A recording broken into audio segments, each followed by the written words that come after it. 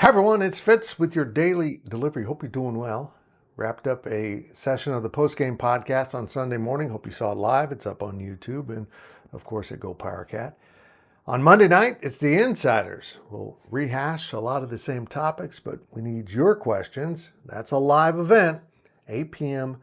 Central Time on Monday.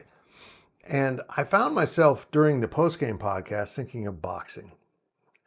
Now, this is going to be a little journey. So if you don't have patience, I'll talk to you tomorrow. But here we go. When I was growing up, heavyweight boxing was huge. I mean, of course we had Muhammad Ali, but you had other guys like George Foreman and Joe Frazier, Smoking Joe Frazier. Ken Norton was kind of my favorite. Then you had other dudes like Ernie Shavers, who's known to hit like nobody's business. And then Chuck Wepner. If you don't know who Chuck Wepner is, he was known as the Bayonne Bleeder because he was from Bayonne, New Jersey, however you pronounce it. And he bled a lot. He took a lot of punches. I feel like Kansas State football is Chuck Wepner. Go with me. First, I got to remind you to subscribe to this YouTube channel. Leave those comments, all that good stuff. And of course, we're 75% off for a little while longer at GoPowercat. Take care of your business. You need to be subscribing and support us, please. We could use that. And also, we're sponsored by Coldest.com. Go check them out. Life of Fitz gets you 10% off. Incredible products. Boxing was the thing. I don't know if MMA has taken its place, but I also feel like we had fewer viewing options back in the day. And so when boxing was on, it was a pretty big event. Howard Cosell and Muhammad Ali had a historic relationship, but it was the whole subculture of heavyweight boxing was amazing. The personalities and the amount of talent. And you had winners and losers. And in boxing senses, I kind of feel like K-State is Chuck Wepner. It just keeps taking punches and it'll fight back. It'll get you to the end and hope to win at the end. It's worked out once out of 2 games this season. In reality, I don't want him to be Muhammad Ali dancing around, kind of clowning and doing a bunch of different stuff. I want him to be more like George Foreman. And I don't know if they have that in him.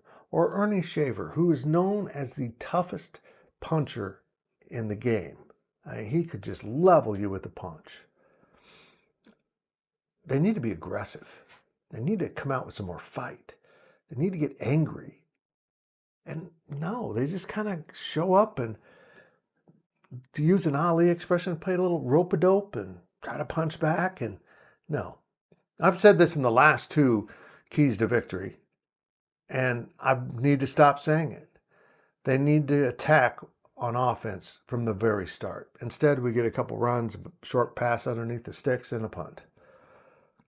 Set the tone. Come out of the gates. Attack an opponent. Get into attack mode at all times. Be the puncher, not the punch taker. Don't be counterpunching. Be knocking people out. I don't understand what I'm seeing right now from this Chris Kleiman team. He's had some really aggressive teams. Some teams knew how to win. But teams generally played with passion except for maybe a game or 2 a year. They don't look interested in playing football, which I have no explanation for. Maybe it's just their demeanor, they're casual, but it shows up in how they play. So I guess that's my advice. I mean, it's not great advice. Just come out throwing haymakers. Try to put someone on their butt in the first round. Instead, you're going for a war of attrition that, honestly, you're not good enough to win against good teams.